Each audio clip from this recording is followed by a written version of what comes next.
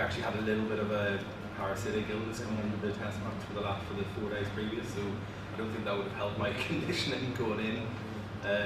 But certainly from the 3 days of nets that I did experience here, you could tell how tough it was, even after half an hour's batting. So yeah, simple as that. Just fatigued out. I've had that once in my career before in Calcutta in 2011. So probably been nervous about coming. That's come 13 years later, so not something that's too pleasant.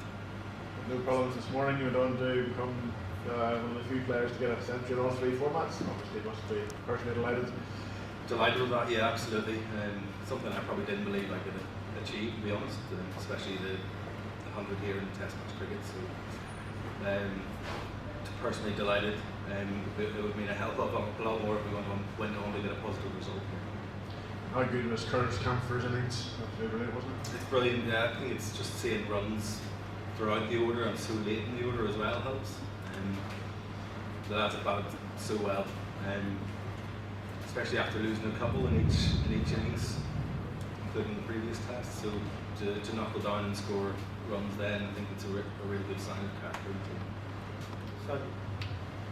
Considering the amount of overs the spinners bowled on this wicket, how do you think that Ireland can get about the Sri Lankan innings to get back them out for a low total?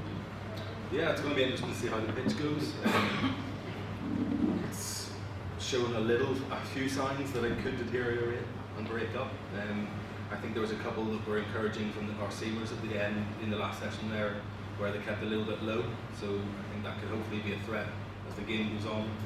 And obviously Turn's going to come into play. There's going to be footmarks on either side in the last couple of days of the test. So tomorrow's a huge day. I think it's not only important to take a few wickets, but also that run rate is crucial to try and maintain. You think you have the experience of the experienced bowlers that you have to exploit this wicket? I wouldn't say the experience.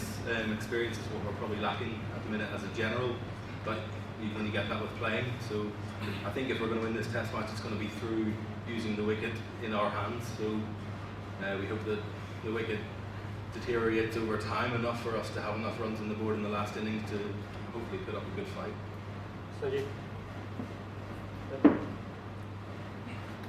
Paul, you said it's a good wicket. Can you elaborate on it a bit? Because we saw in the first match, both innings lasted only about 500 minutes, but in this first innings itself, you all have gone past it and gone past the highest total as well. So, bit of elaboration on how the wicket played and how you felt batting on it and how you strategized to get through. Face the Sri Lankan spinners. It's been a brilliant wicket. I think when you rock up to the game on day one and you look down, it has that nice sheen to it. And as a batting unit, sort of one wicket that you look down and go, gee, I hope we get in on this and capitalise. So it's nice and hard. There's a few footmarks. I think they're always going to turn the ball a little bit more than us. So it'll just be interesting to see how it plays. And also about the heat, Paul, you made a mention about that as well from the first to second test. Is it better? Are you all coping with it in a better way? Did you do anything different in preparation? I don't think so. I think everyone's prepared pretty well. We've had 2 test matches leading up to this. We've been away on tour for such a long period of time, so the preparation's been good. It's just the volume of red ball cricket hopefully we can get used to over the coming months and years. Yeah. Nearly 500. Is that a step up the test match ladder in terms of you've now done that and it's going to be easier to do next time or whatever? You know what I mean? You're making progress. Yeah, I think it brings belief, definitely. I think you see a lot of firsts, don't you, when you're starting to just play test cricket. We're only in our 5th or 6th game. There seems to be a first every time you play a test, but that's brilliant because you do get confidence with that. I don't think you quite believe you can do it until you've done it once, and once you have done something once, like anything, you feel like you can repeat it.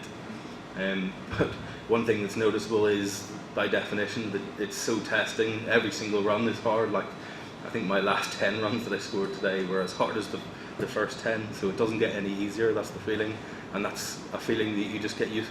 You need to get used to. Being uncomfortable in Test cricket seems to be what we need to get used to, because It bloody is.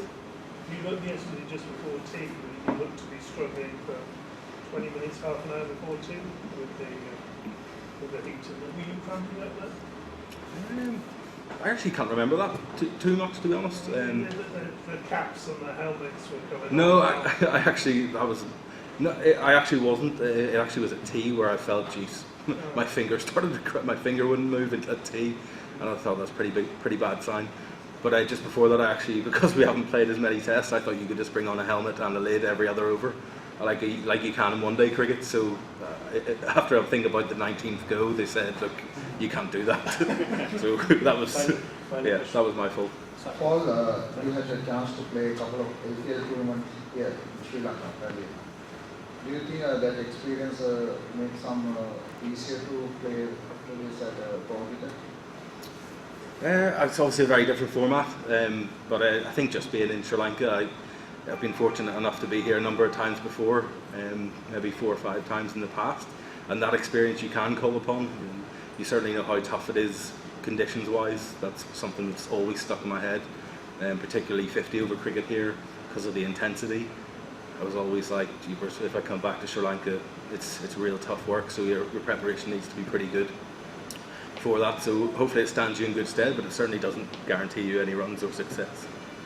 You had a chance to play against so many leg spinners. How do you rate this Prabhat Gasser who took 5 wickets today? He seems to just bowl all day, yeah. He's a brilliant bowler. His accuracy is as good as I've seen anyone.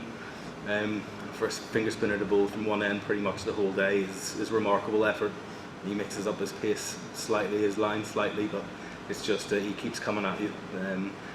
You very rarely get a bad ball off him, and I think that shows. He just keeps going all day, goes at a nice economy rate, and it seems like eventually he will get his rewards. Okay. More questions? Thank you.